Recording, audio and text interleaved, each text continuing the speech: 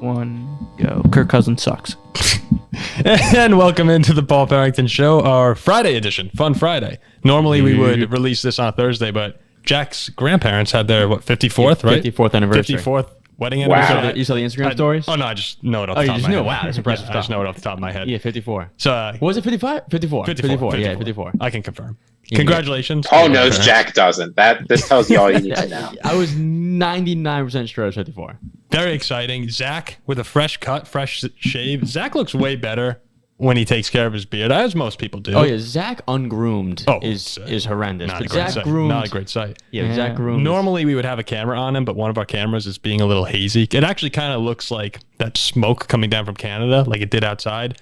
Maybe it crept its way into our studio here. I could be. Maybe. I don't know. But anyway, Zach looks great. I'm also kind of growing out a little mustache here, trying to, at least. There's, we'll see how it goes. Well, I want him to grow out the goatee. I want him to grow out the goatee. It looks like he's growing out a little goatee. So I think we. It looks like a goatee right now. Mustache or goatee. I'm gonna keep shaving the beard so that the stash grows in. Yeah, I think in your case, a mustache is better than a gotea. A goatee you couldn't do, but a mustache you think could looks a little. Yeah, I think Paul could pull off a goatee. We'll see. Well, I'll have to try. Ziggy, have you ever had facial hair? Like grown facial hair? I mean, I don't mean like can you grow it? I mean like have you ever done it before? Look, Can you grow it? It's important to me that I look young and youthful while I can. I'm not in any hurry to grow up here and look like a creepy old man. So I'm fine having this smooth, clean-shaven face. The baby face right there. Well, the stereotype is philosophers grow beards, right? They've got like this huge beard, and I'm trying to defy stereotypes. Okay, all right, that checks out. That checks out right there. All right, and Jack luckily has his sunglasses back because Ziggy, you did a good job representing while Jack was looking for his pair, but now I had him last episode, didn't I? No, I don't think you did. It was last episode. 2 episodes ago. 2 episodes ago, I did. Yeah. But yeah, we had some comments. People saying I need my shades back. So you listen. We read the comments. Yep, all of them, the good and the bad. Okay, we have the NFC North today, and this isn't the best division in football by any means, but it is one of the most intriguing ones because all of these teams have very important seasons ahead of them. Whether it'll be the Lions and the Bears, who are young teams looking to ascend, can they finally recapture the division? Detroit hasn't won in 30 years. Chicago since 2018, I believe now. And then the Packers and Vikings, who have kind of dominated the division for the past 15 years. I'm being generous when I say the Vikings dominated, but they've won their fair share of division titles. They're kind of regressing at the moment. So a lot going on in the NFC North at the moment. We have a list later coming from Ziggy. We don't know that list yet. But before we get into it, is there any opening comments on the NFC North? Are you excited for this division, Ziggy? I was saying before we started the show that I think of every division in football, the NFC North may be the only one where every single team has a pretty good case why they're going to win the division this year. And we'll talk about that, of course, as we get into it, but none of these teams are outstandingly great, right? You look like the AFC East or the AFC North, right? There's one team that seems clearly above the rest. You look at divisions like the NFC South, there's one team that's clearly below the rest. I have truly no idea what's going to happen in the NFC North this year, and I think that makes it the most exciting division around. Oh, I think there might be one team in the NFC North that stands below the rest, but we will get there. That stands below the rest? Below the rest, but we will get there. But you can talk yourself out of it. We'll see when we get there, but you can talk yourself out of it pretty credibly. All right, let's start off with the Detroit Lions. We'll go in order of favorite to least favorite based on what the sports books are saying. Again, unsponsored. Please remember to like, comment, and subscribe to this video, this channel. The Detroit Lions, a lot of potential is the way I view them right now. Quick recap of 2022. They start the year 1-6, same old Lions, looking at a 5-win season. And then, perhaps a miracle occurred. Over the final 10 games, 8-2, they walloped 3 playoff teams, the Vikings, the Jaguars, and the Giants. And they cap off the season by going into Lambeau Field and ending Aaron Rodgers' career with the Packers in Green Bay when Green Bay had a playoff spot on the line and Detroit had nothing to play for. The Lions, their fans for the first time in forever, it seems like, have real reason to be excited heading into this season. It's been so many years of eye-bleeding, head-scratching quality football in Detroit, but now there's hope. So here's what I'll say before we kick off our discussion. The time is now in Detroit. There's no Hall of Fame quarterback in Green Bay anymore. The Bears, we're still kind of figuring out who they are. And the Vikings are hanging on by a thread with Kirk Cousins. If you're Detroit, you haven't won the division title since 1993. The number one song at that year was I Will Always Love You by Whitney Houston. That's a good song. It's been 30 years for Detroit. So tell me, Ziggy, is this finally the year that the Lions, for the first time ever, win the NFC North? There's a lot to be excited about with this Lions team, and there's certainly a lot of pressure on them. I think folks aren't paying attention to that because they might be the only team in the NFL that's got an elite offensive play caller as their offensive coordinator. Usually those guys go off and immediately get head jobs, but Ben Johnson is sticking around the Lions one more year with their culture, defensive focus. I'm actually not even sure that Dan Campbell's focused on anything except culture, but they've got their culture head coach. Great culture, though. Great culture. Oh, great. No, I'm not criticizing him. I'm just saying that this is the year where they really need to make a splash. And there's a lot of reasons to be optimistic, right? I mean, their offense last year was unstoppable as the year went on. They've only added more talent with guys like Jamar Gibbs. Jameson Williams, after his 6-game suspension, is going to be ready to play. I'm not too worried about that. Jared Goff keeps getting better. Ben Johnson gets a full offseason.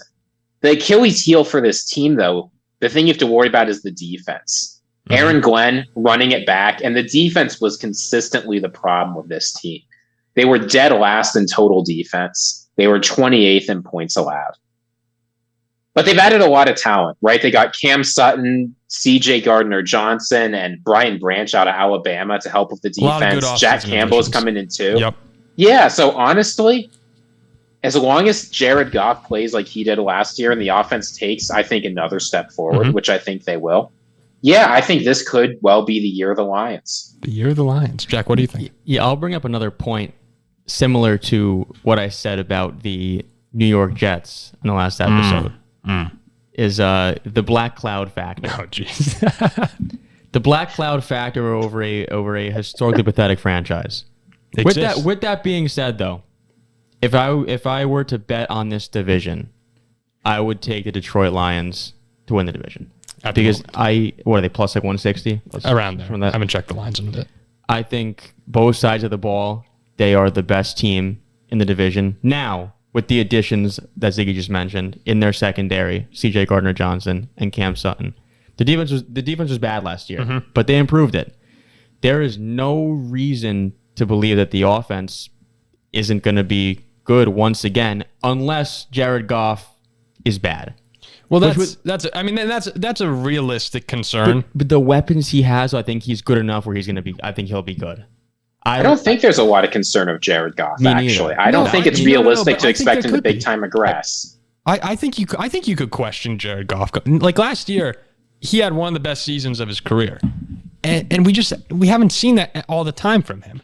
Last time I know he was hurt a little bit in LA and he had success there too. A lot of success. I mean, Super Bowl loss and a divisional round was the last time we saw him, I believe. I'm trying to remember that.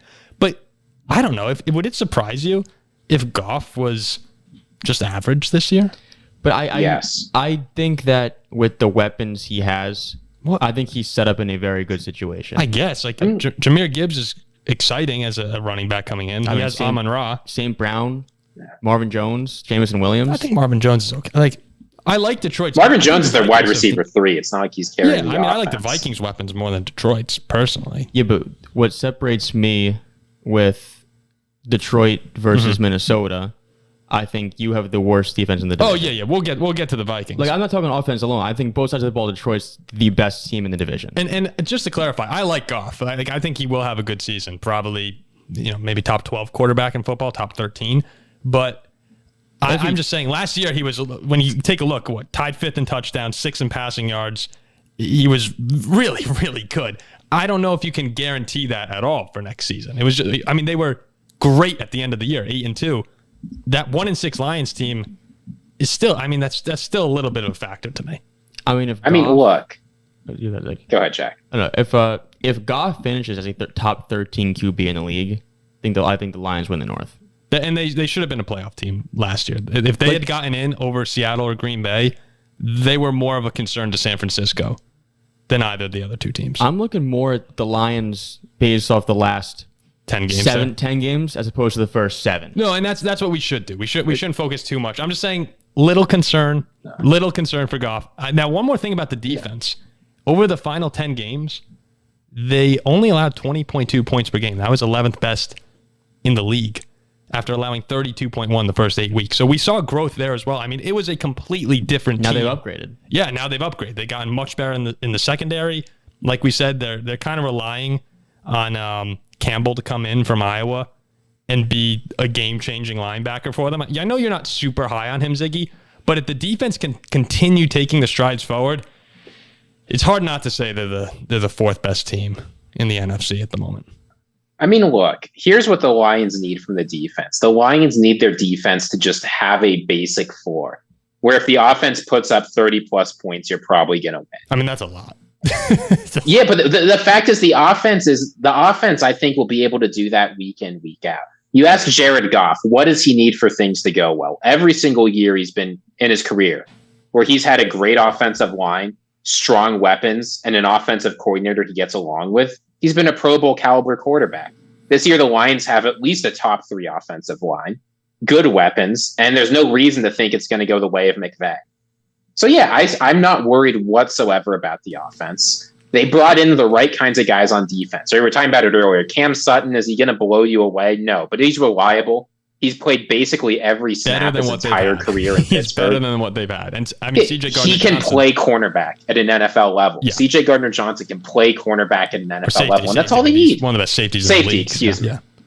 Yeah. Okay, so we're all pretty optimistic on Detroit here. I know that sometimes on this show we bash them a little bit, saying Lions fans are too excited.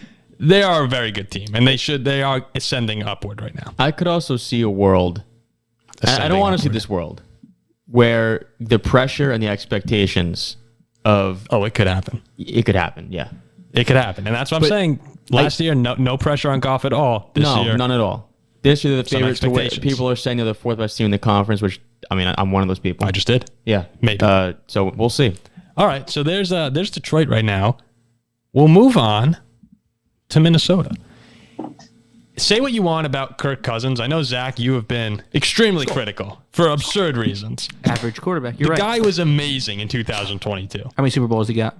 I mean, have you guys seen that quarterback show on Netflix? Oh, I did watch the first episode last night. Awesome. After Kirk Cousins lost a playoff game, he went home, fed the kids, bathed them, took them to bed. So you're telling me this guy's not an elite quarterback? No, Get out of here. The guy, so 4th in yards last year. Tied 5th in touchdowns, 11-1 in 1-score games, 8-0. I'm sorry, 8 game-winning drives that tied a record with Matthew Stafford. Time and time again, Kirk was clutch and came up Clutch. 8 game-winning drives. I mean, that game in Buffalo was unbelievable. Yeah, but it wasn't him. Oh my! I mean, we could go on. This year, the one in Buffalo wasn't really him. Look, that was the defense actually doing something for once. All right. Hold on. I mean, they were down by. If you want to go through against the Giants, game-winning drive, Detroit, game-winning touchdown to so congrats. KJ Osborne. So you beat the Giants. Good. That's good. Then you beat Detroit. Good. Look. All right. Any real teams that he came back against? Buffalo. I mean, Buffalo was a big comeback. It was 31-14 against Buffalo. And I thought the Giants was a great win as well. The Giants ultimately proved to be a divisional round opponent. Regardless, Kirk was good last season. And Jefferson, spectacular. Yes, he had the catch in Buffalo. The problem for the Vikings, and the problem that will continue into this season, which Jack alluded to a moment ago, is their defense was just miserable. 31st in yards allowed. Look, if this defense is average, the Vikings could legitimately be talked about as a potential Super Bowl candidate from the NFC. They'd be a top 5 team for sure.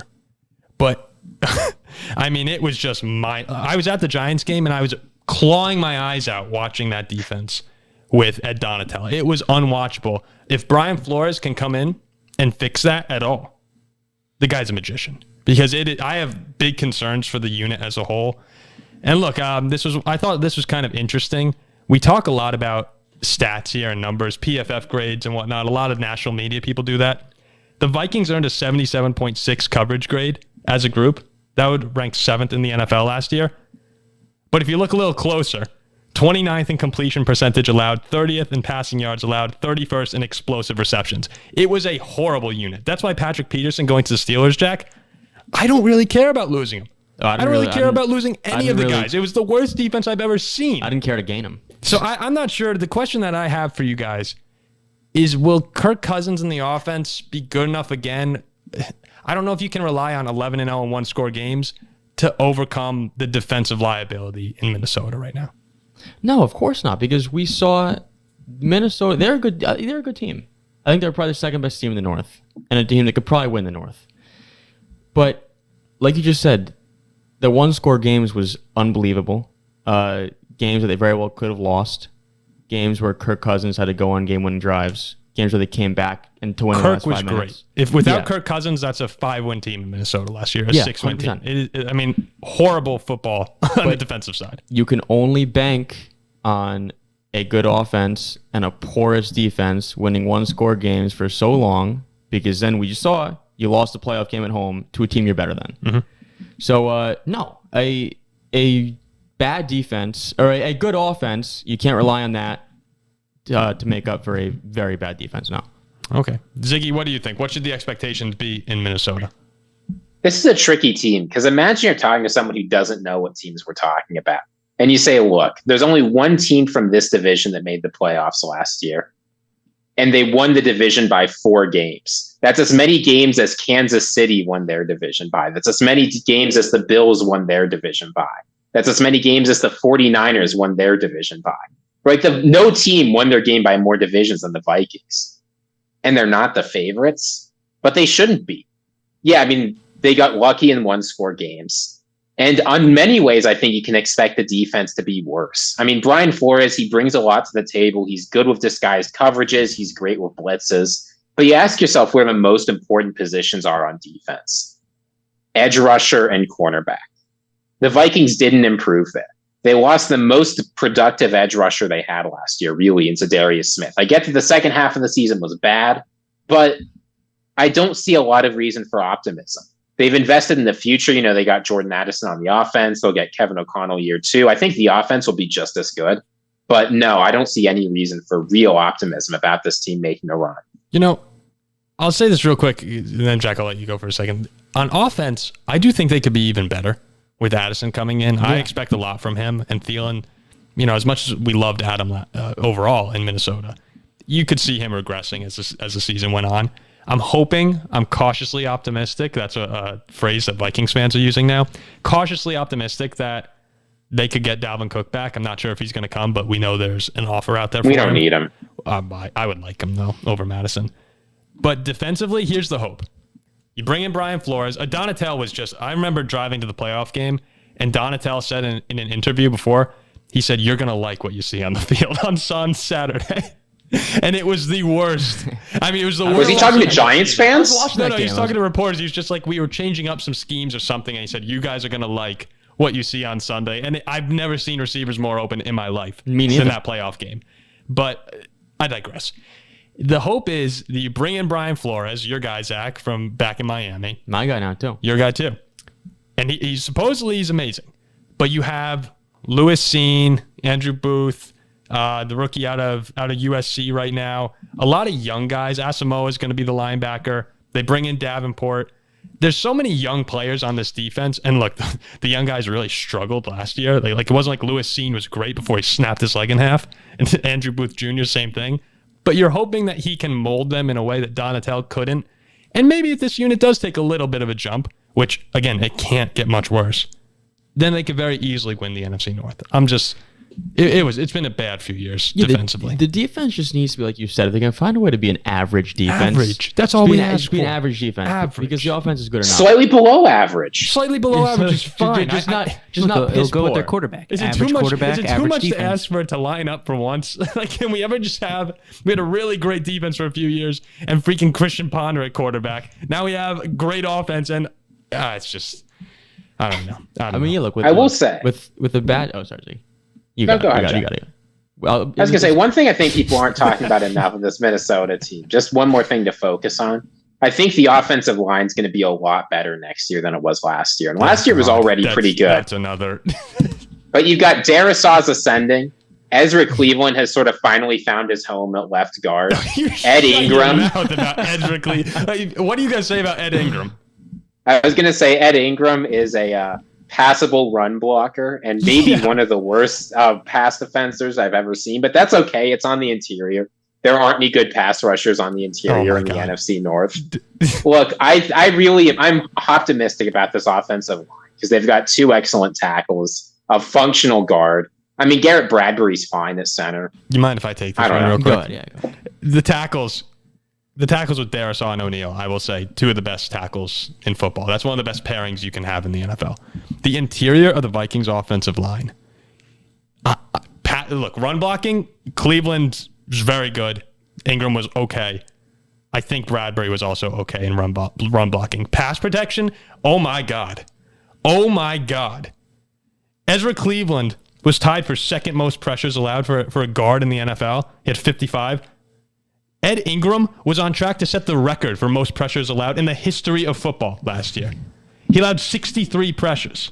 He was horrible, unwatchable. I mean, this is the bullshit that Kirk has to deal with. The interior Vikings O-line was allowed, I think, by far the most combined pressures in the league. And Bradbury took a step forward from trash to slightly less trash. I mean, I am fed up with it. We never address it. Look. Oh, just give it a year, man. Just give it a year, man. Here's the kicker. It's the most optimistic we've been on the offensive line in like 6 years. So we have to take it. You know what's so Don't funny? say here's the kicker when you're talking about the Vikings. Yeah, please. The Vikings is like the Mets. It is. You're just had a 13-3 season, mopped the NFC North, and now you are ranting about. I mean, look at the Mets. We're doomed. Knock down the wild card. Oh no, it's the same boom, thing. boom, boom. They're gone. Same thing. All right, so there you go. This team is in zero state right now to beat a good, well-rounded team in the NFC, like Dallas, Like the Eagles, or Philly, yeah. or San Francisco. Well, you saw what happened. We saw last year. When we played Eagles and Dallas, we got murdered. If you play a good defense that can contain you, and a good offense like Dallas, they're going to score 40 points. Until the defense What? gets average, you could forget about the Vikings as a Super Bowl contender. The NFC North, and now with all that said, the NFC North is in range. Go ahead, Ziggy. Close up. I was going to say, Jack, I think you're spot on that the Vikings are not in position to beat a well-rounded NFC contender. But unless the Lions defense takes a big step forward, there is no well-rounded contender in the NFC North. So I think if you're looking for reasons that the Vikings can win the division, that's it right there. Yeah, they could. Everyone else sucks. Oh, they could win the North. They could win the North. They definitely could. All right, I apologize for that little rant there. I've been waiting to get that off my chest for a while. The Chicago Bears. I have nothing to say about the Bears. Let's go to the Packers. I don't know. I think I view the Bears a little bit like a wild card team this year. Maybe not a playoff team, but I mean like the Bears as a whole. I think this might be the most important Chicago Bears season of the past decade. Maybe even back to like 2006 when they had that Super Bowl run against the Colts. I understand they had that 12-4 year with Mitch, but when you watch that team, hell yeah, you kind of knew, similar to last year's Vikings, as you watched, you're like, this team is good, but they're overperforming. I never believed in Mitch Trubisky as a franchise quarterback. That defense had, I think, 36 turnovers that year. Khalil Mack was just a monster. Matt Nagy had everything going offensively. That team wasn't built to last. But now Justin Fields, I watch him, he could be really, really good. There are about 8 quarterbacks in the league. I don't know if I want to say that there are 8 quarterbacks that can carry a team to the Super Bowl, but there are definitely 8 to me that stand out above the rest. Mahomes, Burrow, Lawrence, Rodgers, Hurts, Herbert, Lamar, Trevor Lawrence. Those 8 right there. Then you get into Dak and Kirk and Tua. I think there's a separation. Justin Fields is capable of entering that top 8. He's capable of it. The running ability really is. It's him and Lamar if you're talking about running quarterbacks. They're so explosive. We need to see a jump this year, though, because now he's in year 2 with Eberflus and his coordinator, Luke Getsy. The leash becomes a little bit shorter. And by the end of this year, what I'm thinking is you'll know heading into 2024 whether this Bears team, they're probably going to take a big jump in 2024, whether that's, okay, we can win this division now and make a playoff run, or we're about to blow it all up. We'll find that out by the end of this season. One way or another, though, it all comes down to Justin Fields. Yeah, the thing with me is I think Justin Fields is ridiculously talented and can do things that not many people on the planet could do. I dropped my pen. I want to see an improvement with the arm and with the passing because, with a lack of nicer words, he was pretty bad at that last year. I just don't see overall, though, what really changes that much from a team that was 4 and 14. 3-14. I don't number one pick in the draft. Yeah, I don't see what really, really changes. DJ Moore. People are high on their offseason. A lot of people think the Bears may have had the best offseason in football this year. I don't think it's going to get them more than 7 wins. I mean, that's more than double their win total. If you want to see the formula for the Bears making the playoffs next year, it's going to be something like the Jaguars going from first to playoffs, right? The division around them is weak, a little weaker than expected. The offense takes a step forward as competent coaching continues to develop. I get it's different than going from Urban Meyer to Doug Peterson. So you still sort of hope that the coaching will get a little bit better, right? It's Eberflus's first time. And they finally brought in some weapons for Justin Fields. I mean, Velus Jones Jr. was being asked to do significant work in the Bears offense last year. This year, it's DJ Moore who's going to be drawing a lot of attention. Your boy's and DJ Moore's a really great player. The only sort of concern I have on the offense are those short passes. That's where Justin Fields struggled the most last year, and it's where I'm the most concerned. His scrambling ability, his rushing ability unlocks a lot of deep passes. He can throw the ball relatively accurately deep. His receivers can have all day to get open because he can move around. It's those check down passes, the kinds of things that just keep an offense running, that keep a defense honest. That's really what they've got to worry about. And I'm not sure if he's going to get there. That's the big thing to watch when we talk about Justin Fields. But on the other hand, I mean, the defense last year was equally putrid. Yeah, if you look across their defense last year, the defenses in the NFC North were bad last year. But Chicago, they had, I'm just looking here, D-line, 22.3% pressure when they didn't blitz, last in the league. 2.8% dropbacks resulted in sacks without blitzing, last in the league. You know who led the team in sacks last year, Paul? Oh, it has to be someone in the secondary, right? Yeah, Jaquan Brisker, the rookie safety. Yeah, no, it was. I mean, they couldn't get pressure on the quarterback, and they really. And what have they done to address that? No, they didn't address that much. Yeah, that's what's changing. Well, look, they brought in Edmonds, Tremaine Edmonds, and TJ Edwards from Philly there. So the defense got a little bit better there. The offensive line should be better. Some guys are being shifted around. They drafted Darnell Wright. Chicago's made a lot of and I think DJ Moore is also a big improvement. So now you have Moore, you have Claypool, you have Mooney, who I think you've been high on Ziggy for a while now, Darnell Mooney. Yeah, since he was drafted. Khalil Herbert is a fine running back. If that offense should be good, there's no excuses for a bad offense this year. I think Fields needs a super leap, which we're not going to see. And I don't think DJ Moore and Tremaine Edmonds is better than 6 and 11. Yeah, I mean, that's understandable. Which again is double their win total, yeah, but that's still a bad season. I don't see anything beyond 6 and 11. I think the success of the Bears offense actually is going to turn a lot on how Darnell Wright does at right tackle. Right? Because the offensive line otherwise, I think, is actually pretty decent. Braxton Jones showed that he's a starting NFL left tackle. Tevin Jenkins was fine on the interior on the right side. He'll do totally fine moving back to the left side. Cody Whitehair, I think, is over 4,000 NFL snaps. This is a guy who's experienced, right? He knows what he's doing. Nate Davis is fine. Again, how the right tackle goes in that transition from Tennessee, where keep in mind, you're not running play offense at Old Rocky Top, right? All you're doing is sitting back and letting Hendon Hooker drop absolute bombs. We'll see how it goes. But if the offensive line can play good, Justin Fields will get more time. He'll pass better. Maybe that'll help the defense play a little bit better, but Bears fans seem to be thinking they're going to make an Eagles-like leap next year.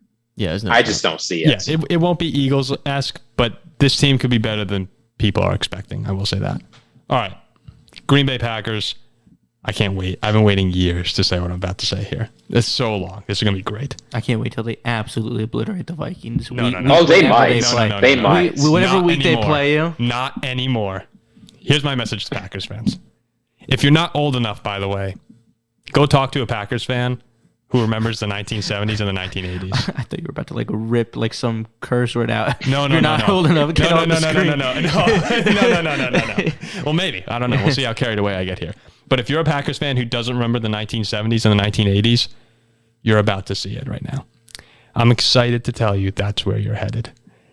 You're a franchise, Green Bay, who the football gods have smiled upon. Not most teams would get 2 Hall of Fame quarterbacks back to back. And you have 2 Super Bowls to show for it. But over the course of time, you guys got greedy. 10 win seasons, 12, 13, 15-1 season in there.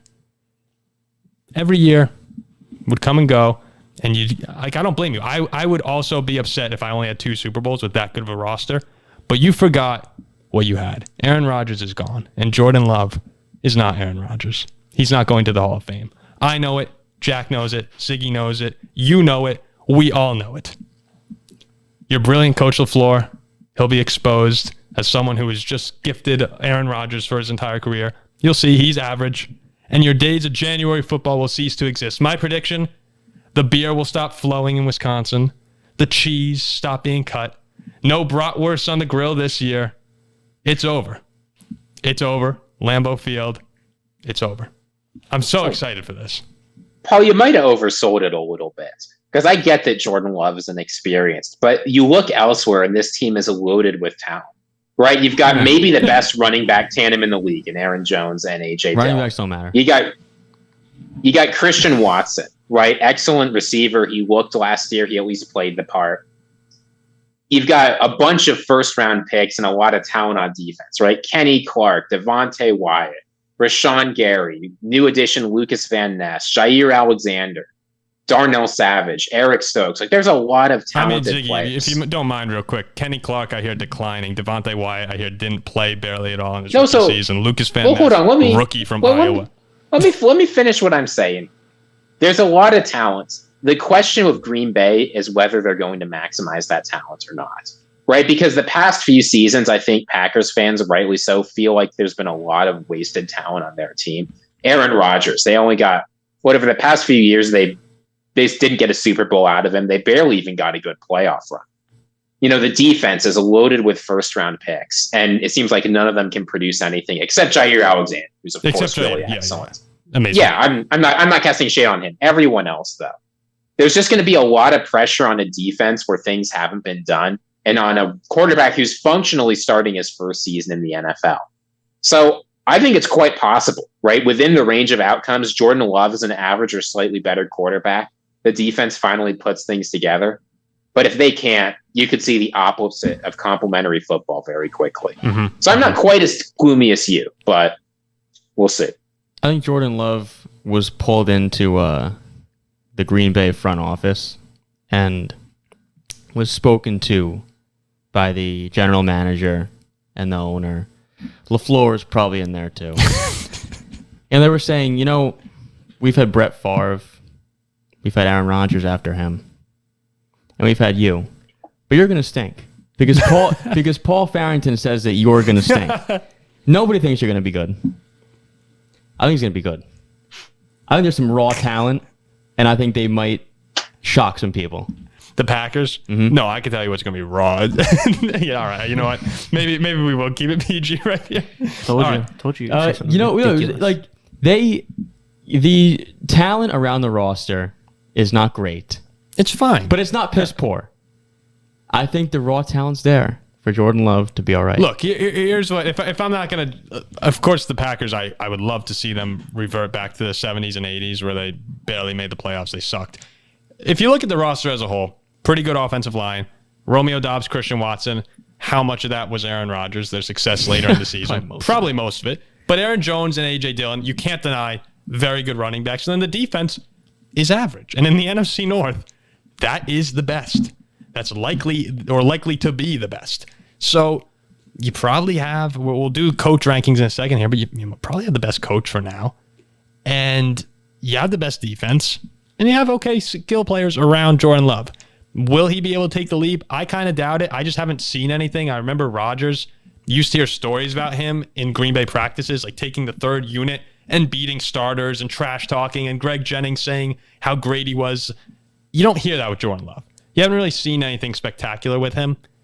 So I'm a little hesitant to come in here and say that he'll be good. He stinks. I don't think he's very good. I don't think he's going to be very good. But he could be average. And if he's average, what, you're looking at like a 7-win team? That's what I expect in Green Bay. I'll just say to Packers fans out there, this probably sounds rich coming from us, but don't worry too much about the win-loss total necessarily. Right? You look at Aaron Rodgers' first season in Green Bay. He played pretty well. Right? He put up, 4,000 yards, 26 touchdowns, 13 interceptions, and they went 6-10. So I think the thing for Packers fans to watch this season isn't necessarily a deep playoff run. Only like the most delusional cheeseheads are expecting that. But if Jordan Love plays all right and shows potential, then it was a successful season for you. The stakes are a little bit different than some of the other NFC teams where it feels like they need to win right now. Yes. If the Packers have a solid season, maybe you could say just not a horrible season, it could be considered a win. Maybe a horrible season with excellent Jordan Love play, and it's a success. Yeah. All they care about is how Jordan Love looks. Yeah. So I'm not sorry. Goody Coots can waste another first-round pick on defense this offseason. Yeah. I'm not sorry for what I said in the beginning there, but the Packers, there is some reason for optimism, but I'm hoping it'll be bad. I do think that Green Bay is clearly the third or the worst team in the NFC. Yes. And then now, why don't we get into some of our rankings here? We'll go through this relatively quickly here. Coach rankings. Actually, we'll start QB rankings. That's how we've been doing it. Does anyone argue with Kirk 1, Goff 2, Fields 3, Love 4 at the current moment, the present moment? No. I don't disagree with the skill rankings. I think Goff is going to outproduce Kirk Cousins. Okay, and I think Justin Fields has a potential there to rise up the list too. I think you could go. I think Kirk's the best. I think you can maybe go Fields and Goff 2-3, but I'd probably go Goff Fields. That list right there could be very different by the end of the season. Yeah, for sure. But right now, I feel like pretty comfortable with that. It could even be Fields, Goff. Who knows? Or Love. I don't know. Or Love. Yeah, Love. Okay, coach rankings here. At 4, I have Matt Eberflus. I don't think 3-14, first pick in the draft. He's proven nothing. Yeah, there's nothing there at the moment. 3, I actually have Kevin O'Connell right now. And the reason for that is it's only been 1 year. 13-4 was amazing, but that 11-0 in one-score games, like if I'm going to try and be unbiased here, it's not going to happen again. It was an amazing Viking season. So there's a lot to prove for him, especially if the defense sucks, I know he's an offensive guy, part of the head coach is shaping around the entire team. So the defense has to take a little bit of a step up. We don't really know what the Vikings are going to be next year. Him at 3. 2, I have Dan Campbell. He's taking a hopeless organization and giving them hope for the first time in forever. He probably hasn't done enough to get to that number 1 spot. They were only 9-8 last year. You could argue O'Connell even being number 2 on this list. Then 1, I have LaFleur. You have to remember, he's won 71% of the games that he's been a head coach for. Most of it, I believe, was because he had Aaron Rodgers, but you have to give him credit for that. This season compared to, right now, you almost by default have to put LaFleur there. I put him 3rd.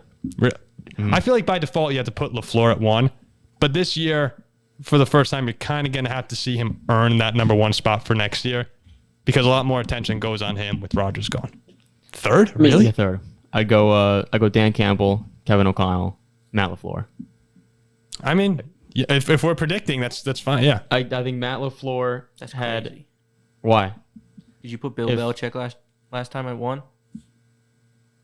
He had Belichick at 1. Yeah, Belichick at 1. Yeah, that's crazy then that you don't. Why? Because they're basically ideally the same thing. Belichick had a great talent and won the Super Bowl. Same with LaFleur. He didn't do anything.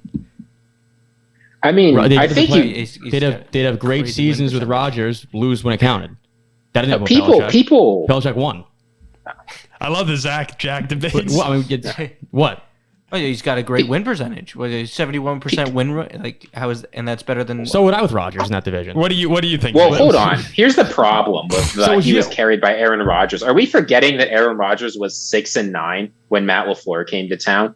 Things were not going well in Green Bay, and even after that, 2019 season, people were starting to wonder if Aaron Rodgers was washed up. It's once Rodgers bought into the LaFleur offense, LaFleur got a little bit more comfortable. But you saw the offensive explosion in Green Bay. I think he deserves a lot of credit for Aaron Rodgers' 2 MVPs. And I don't get why people are saying he was carried by a guy that the Packers front office and frankly the record showed was on his way out of the league. Rodgers is one of the most talented QBs to ever play. LaFleur had him for years, they didn't win anything. You look, Dan Campbell took the Detroit Lions, started 1-6 by the way, and took them to the end. They're the NFC North favorites. Yeah. Kevin O'Connell. Ziggy's just like, I'm not. It is absurd. I mean, all Matt LaFleur did was give Aaron Rodgers his best record since 2011. Jeff, to be fair, yeah, okay. Rodgers did win 2 MVPs. They went to 2 NFC Championship games And didn't win. Yeah, it's not like they did nothing in the playoffs. They went to back-to-back championship I'm not going to call games. LaFleur a bad coach. I just think that... I look at O'Connell, the worst O-line in the league, worst defense in the league, 13 wins. I guess to be fair, yeah, you do have to say, at the end of the day, you need great players. Even you could be the best coach in the world, and if you don't have great players, you're probably not going to win things. Like Steve Kerr said, if he went to the Knicks instead of the Warriors... Belichick's like the prime right now. Yeah, no, but I believe that. Yeah, but when he had his great players, he won. LaFleur did not. Yeah, he won 71% of the time. He didn't win the big. He didn't win. He didn't. Not LaFleur win also anything made a that couple counted. big mistakes. I think you have to have LaFleur at 1 right now, and probably. I disagree. I mean, he's a good coach, but yeah, all right. There's the coach rankings. Best offense, I have the Vikings still.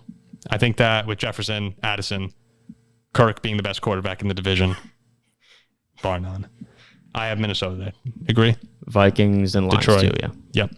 And then best defense, I don't know. They all kind of suck. I like the Packers the most. And then I would probably put Detroit next. Detroit could be the best by the end of this season. Defense, I'd probably go with Green Bears Bay. and Vikings are out of the question. Yeah, go. I like Detroit's upgrades in second. I'd probably go Detroit, Green Bay, Chicago, Minnesota. Mm-hmm. How about you, Ziggy? I think, I could go either way on those rankings. The only thing I'm pretty confident is I think the best NFC North defense will be a below average defense this year.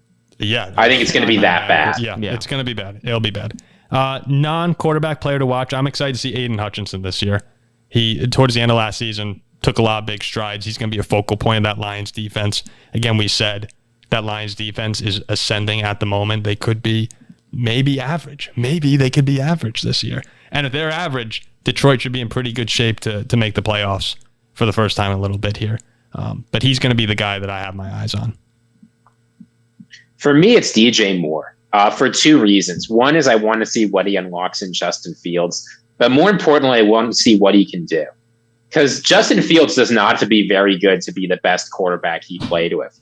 Here's like the list of DJ Moore's quarterbacks. Sam Darnold, Baker Mayfield, Taylor Heineke, Kyle Allen, Will Grier, Teddy Bridgewater, PJ Walker. None of those guys really jump out to you. And yet he was still putting up like consistent 1,000-yard seasons with a few touchdowns and a bunch of receptions. You know so I want to see what he can do in a functional offense. Give me DJ Moore. You know who's licking his lips over that, Ziggy? Producer Zach. He loves DJ Moore. He's my fantasy boy. He's burned every fantasy player ever over the past like 3 years. DJ Moore is the most consistent fantasy player out there. Oh, nice 8 points. He'll be there in the 5th round. Get him 8 points in PPR. Bro, he won me a game last year after he had like a 60-yard touchdown pass. The game, yeah. Where he then like ripped his helmet off or something. Lost the game for the team. He won me my game. You know who I am? Yeah, that's true. Who I am very interested to see this year is Christian Watson. Because we brought this up before. I want to see, I think the talent's there. I think he's a good receiver. He is good. I do want to see how he is this year with Jordan Love, a new quarterback, a rookie quarterback. And we will see, was his success towards the end of the season last year more him, or was it all Aaron Rodgers? Yeah, I mean, he's the one there now. He's the number 1 receiver. He's the one. I do think Christian Watson's pretty good. I do too. I think Rodgers obviously has a part of that. No matter who you are as a receiver, your quarterback will play a part. Only a few guys I think that can really go anywhere. But Watson, I'm excited for. Division MVP, I got Justin Jefferson. How about you guys? Kirk Cousins. Hell yeah, brother. Hell yeah. I think it's going to be Jared Goff. Look, if the Lions team is successful, it's going to be primarily because of the offense. If the offense is successful, it's going to be primarily because of Jared Goff. I think Jared Goff's going to be clearly the most valuable player in the division. And frankly, at like 50-1 odds, little bit of a sleeper for league MVP. Wait, what are Cousins' odds for league MVP? I think I can check. Again, you talk most valuable player. The team has 5 wins without Kirk Cousins. Yeah, Oh yeah. The Lions are picking number 1 overall without Jared Goff. I think Jefferson could threaten 2,000 yards this year. I think it could. I mean, plus 5,000 for Kirk Cousins. Plus 5,000. What's Jefferson? Plus 10,000. He's plus 10,000. Yeah. Probably worse. I mean, Jefferson was what, 5th, I think, in league MVP voting last year. He was great. All right, NFC North predictions. I got 4 Packers, 3 Bears, 2 Lions, and 1 Vikings. I think the Vikings and Lions both come in at around 10 wins next season. I'd go 4 Bears, 3 Packers, 2 Vikings, 1 Lions. Wrong. Ziggy? Am I? 4 Bears, 3 Vikings, 2 Packers, 1 Lions. Come on, man. I don't believe in this team, Paul. I'm sorry. I guess I looked at it more as you believing in the Packers rather than not believing in the Vikings. So you actually sold me there. Okay. Oh, look, it's a weird division. We have three different winners here. I don't think that's happened for any of the divisions we've done so far. All right, Ziggy, take us home here with this list that we're supposed to guess. Yeah, I got about 2 minutes. We got to wrap. Here's the top 10 list. The top 10 list is the top 10 best-selling musical artists of all time. Okay. Now, just as a note, this is using only verified sales, so there's no one earlier than 1950 on here. Okay, Michael Jackson. Number 3. Whitney Houston. Are you counting bands or like the Beatles? Yeah, so a couple of these are bands, a couple of these are musical solo artists. Guns N' Roses. No. The Beatles. The Beatles are number 1. Okay. Whitney Houston's got to be on there, right? Prince. Let's see. Who are we comfortable with any of these guesses here with you guys that you guys just had? I feel like Whitney's got to be on there. Go for it. Well, you have 3 strikes, man. Well, look, it's a you do get 3. That's how it works. You get 3 strikes and then you're out. And I'll tell you, I'm feeling generous. If you make it, you'll get 1 free guess in the 10 to 15 range. So your first guess in the 10 to 15 range. Whitney Houston was number 14. Okay. All right. So we'll cut that from the 3 strikes left. All right. Top 10 selling artists of all time. So we have Michael Jackson. We had the Beatles. Who's the one that sings the Christmas music every Mariah Carey. I think she has a ton of number 1 singles. That's what I was. Mariah Carey. Number 11. Oh, so hurts. close. That hurts. Strike. Okay. That really hurts. So that's strike Top 1. 10 You've got the Beatles at 1. I'm not a music Michael guy. Jackson at 3. Billy Joel. Is that your guess? I want to say no now. No, you go through your yes. Not in the top 20. How about Led Zeppelin? That's 2 strikes. Led Zeppelin. I mean, we're just getting murdered right now. Alan, wait. The Rolling Stones. Rolling Stones. That gives you strike 3. Oh my god! Wait. How do we get to 3? We have 4 strikes. We've been horrible. Yeah, you have 4. You've done worse than that. You know what? This is a tough. I'm going to give you guys one more guess. This is a tough. Is Elvis in there? Elvis is number 2.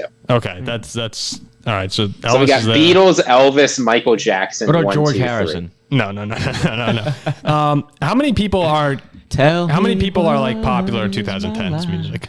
How many bands we got? You have heard of every single one of these, but none of them. Only one of them has released a significant album, I think, in the past 10 years. Past 10 years, only one of them. Jeez. Oh. Top 10 selling. J. Beebs. Well, I was wondering if Taylor Swift or someone was up there, but The Who. Taylor Swift's 12. The Who. The Who. The Who's got to be out there. That's strike 4. All right, we're going to run through this. I have to leave anyway, so that works out for the better. Is Elton John in there? So number 1, Beatles. Number 2, Elvis. Number 3, Michael Jackson. Number 4, Elton John. Oh, okay. Oh, wait. I think I might be able to run this here. Elton There's John's no 4. chance. Then I'm going to put in there...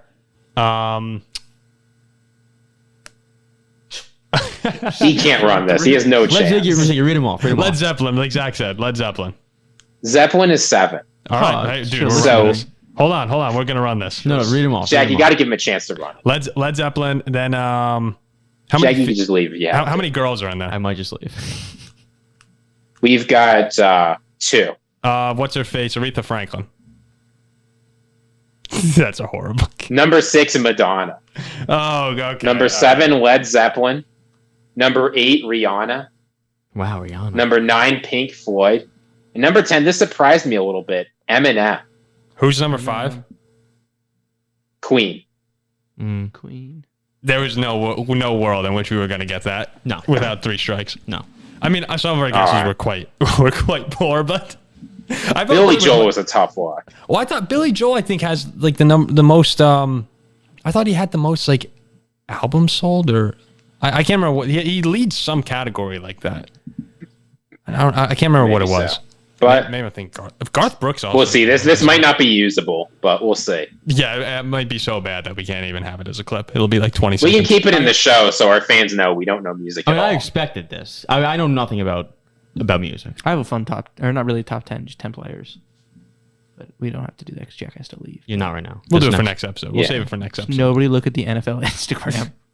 Well, yeah, no one look at the NFL Instagram. Okay. All right. Thanks again for listening to this fun Friday edition of the Paul Farrington Show. We'll be back next week with the AFC North. Ooh. You know my winner. You know my winner. Yeah, Kenny Pickett. Big Kenny Pickett podcast. Say that 3 times fast. Sheesh. All right. We'll see you next week. Thanks for listening. Kenny Dickett.